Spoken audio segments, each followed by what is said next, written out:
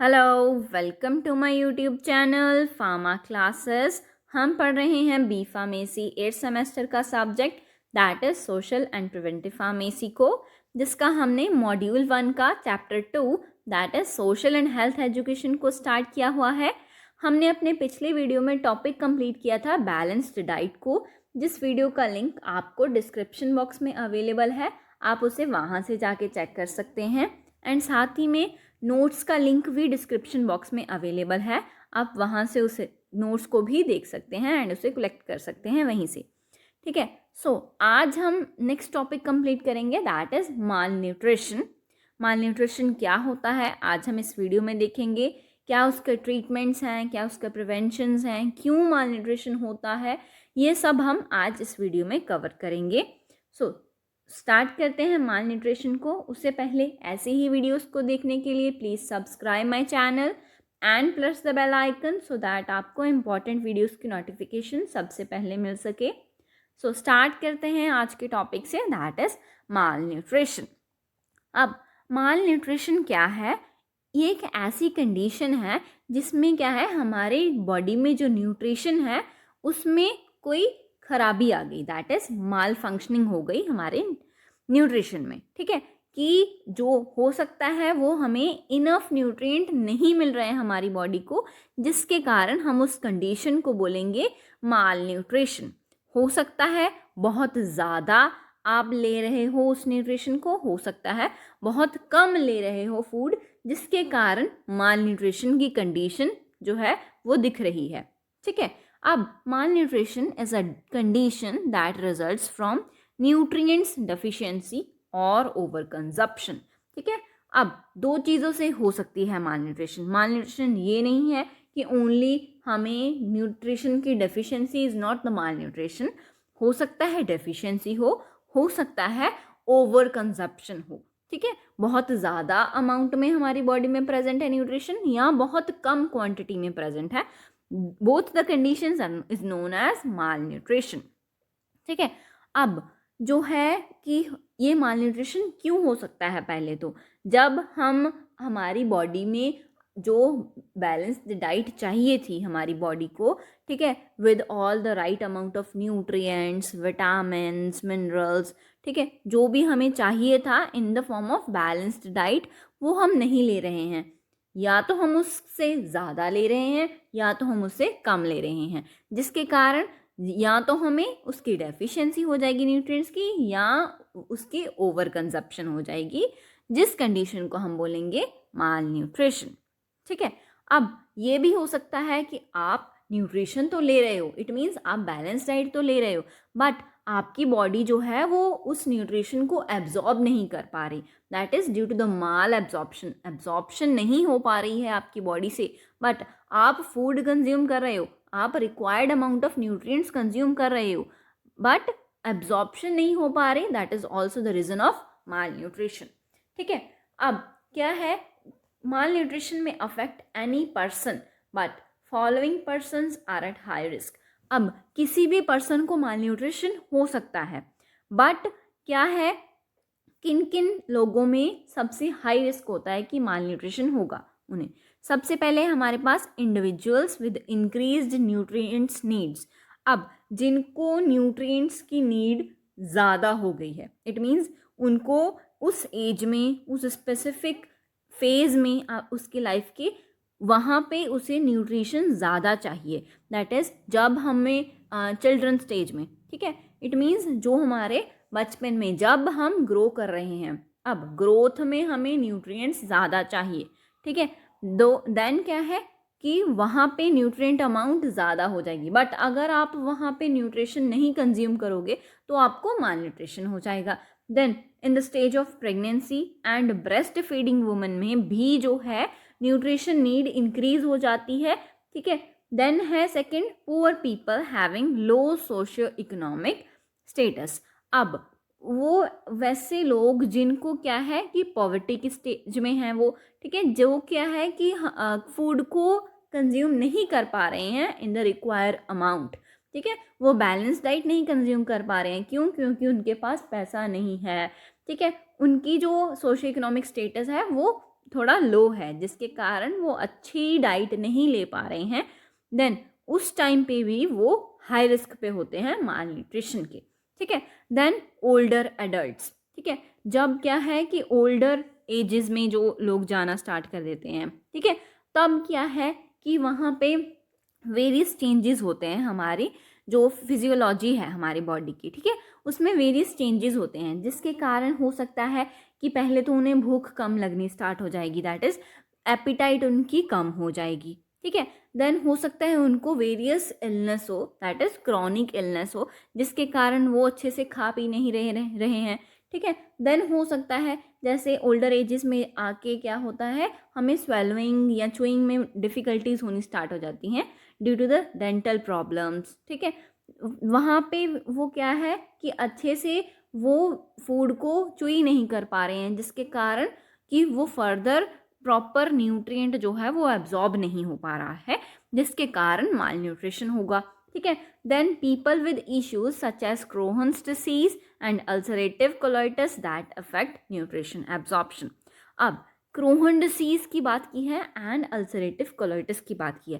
पहले तो ये डिसीजेस क्या है हमारे पास, क्रोहन्स डिसीज क्या है, ये नॉर्मली हम बात करें इन्फ्लामेटरी बाउल डिसीज होती है, जिसमें क्या है जो हमारी डाइजेस्टिव ट्रैक होती है, ठीक है, उसमें हो सकता है हमारे माउथ से लेके हमारे रेक्टम तक, ठीक है, किसी भी एरिया में वहाँ पे इन्फ्लामेशन होगी हमारी जीआईटी में, ठीक है, जो जीआईटी की लाइनिंग होगी वहाँ पे इन्फ्लामेशन है, जो जब वो इन्फ्लामेशन होगी देन क्या है कि उस डिसीज़ को हम क्रोहन्स डिसीज़ बोल रहे हैं।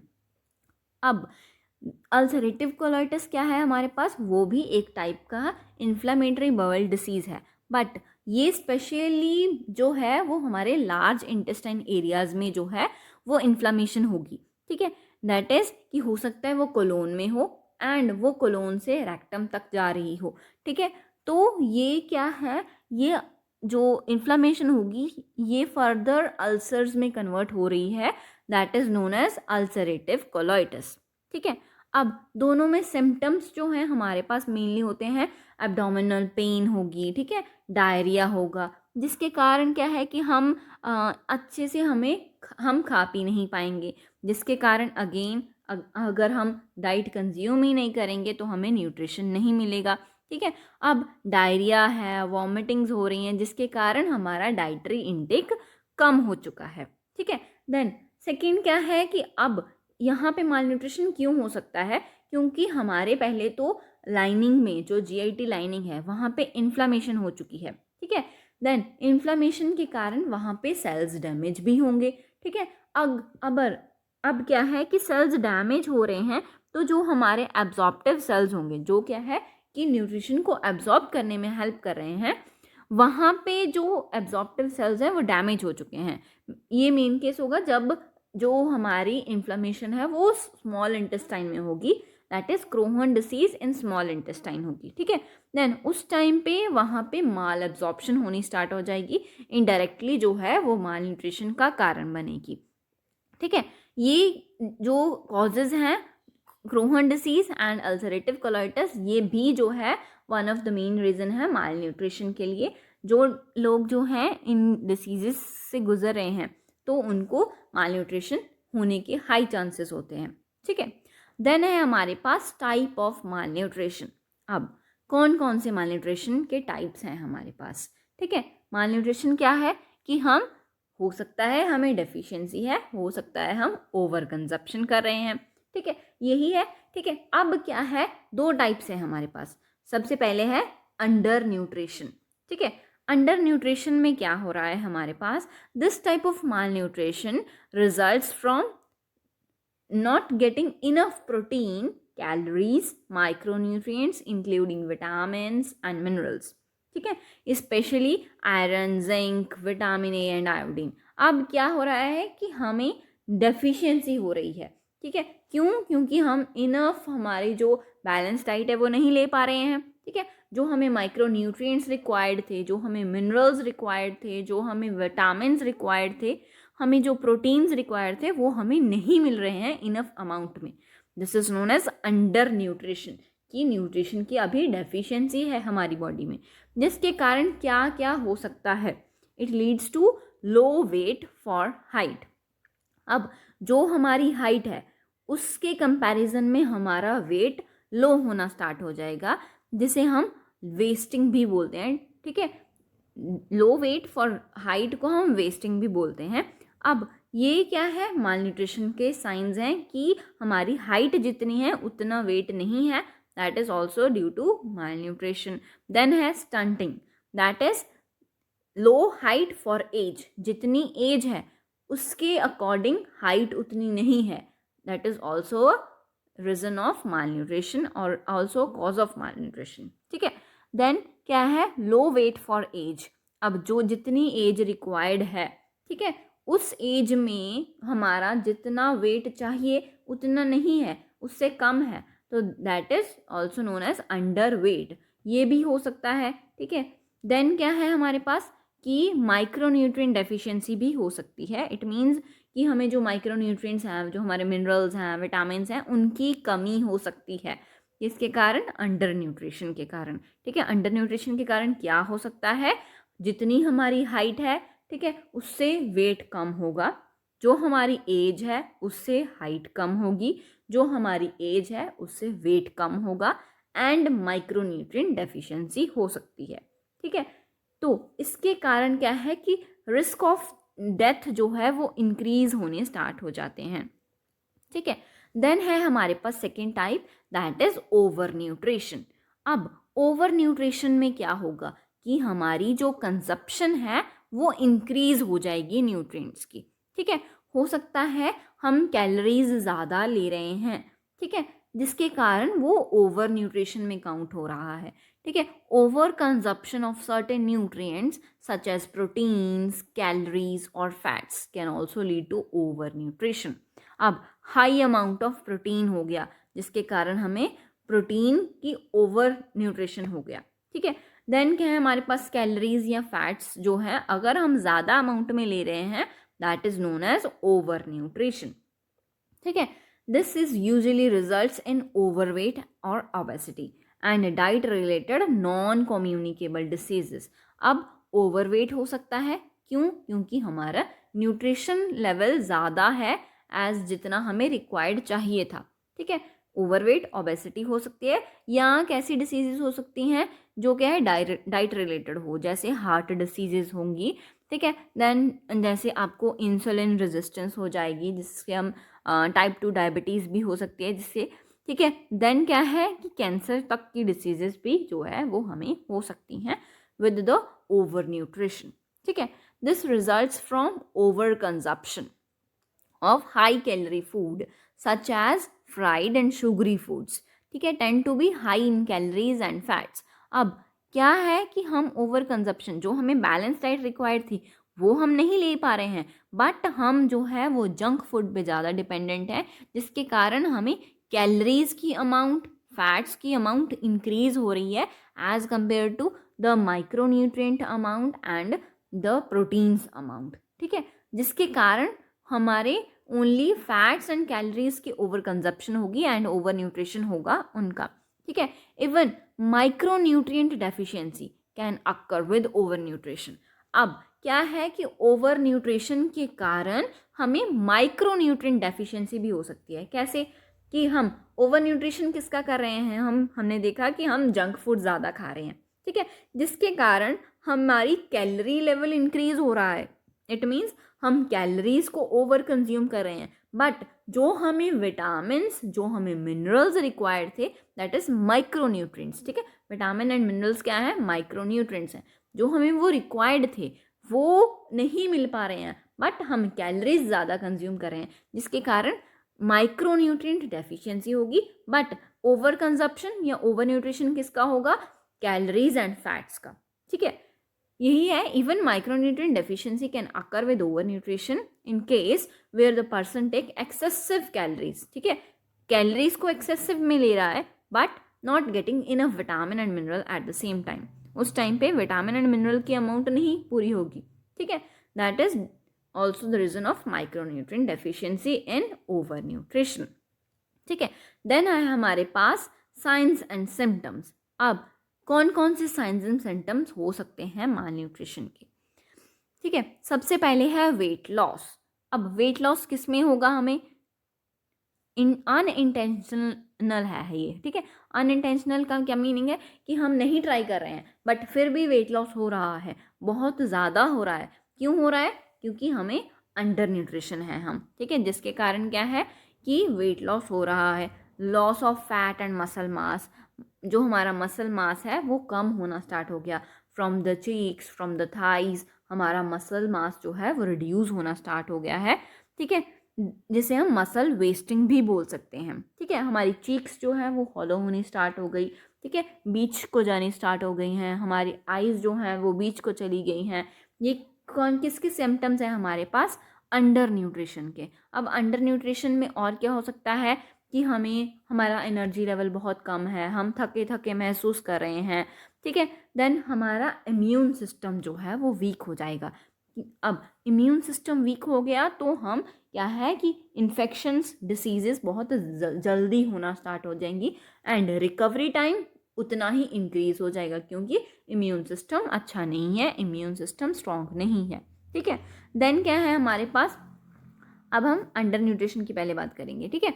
देन है हमारे पास स्वॉलन स्टमक। अब स्वॉलन स्टमक या हो सकता है लेग्स जो है वो स्वॉलन हो चुकी हैं। वो किस केस में होगा हमारे पास? प्रोटीन डेफिशिएंसी में। हमने पहले भी वीडियोस में कवर किया है प्रोटीन डेफिशिएंसी को। उसमें भी हमने देखा कि जब प्रोटीन डेफिशिएंसी हो तब हमारा जो एब्डोमेन या लेग्स में जो है स्वॉलन होनी स्टार्ट हो जाती हैं। देन हेयर्स जो है वो ड्राई होना स्टार्ट हो जाते हैं, डलनेस होनी दिखनी हो स्टार्ट हो जाती है, वो शाइनी नहीं रहते हैं, ठीक है। स्किन भी ऐसे ही पेल हो जाती है, ड्राई हो जाती है, स्केली हो जाती है, ठीक है। किसके कारण है ये सब कुछ? अंडर न्यूट्रिशन के कारण, ठीक है। Then delayed wound healing. Wound healing जो है वो डिलेड हो चुकी है, ठीक है। अगर आपको कोई चोट लगी तो उस चोट को ठीक होने में उतना ही ज़्यादा वक्त लगेगा, ठीक है, due to any protein micronutrient deficiency हो सकता है ये। देन फिटीग होगी, थकावट होगी, ठीक है। देन है हमारे पास इरिटेबिलिटी होगी, देन डिप्रेशन हो सकता है, एंजाइटी हो सकती है एंड डिफिकल्टी इन कंसंट्रेटिंग।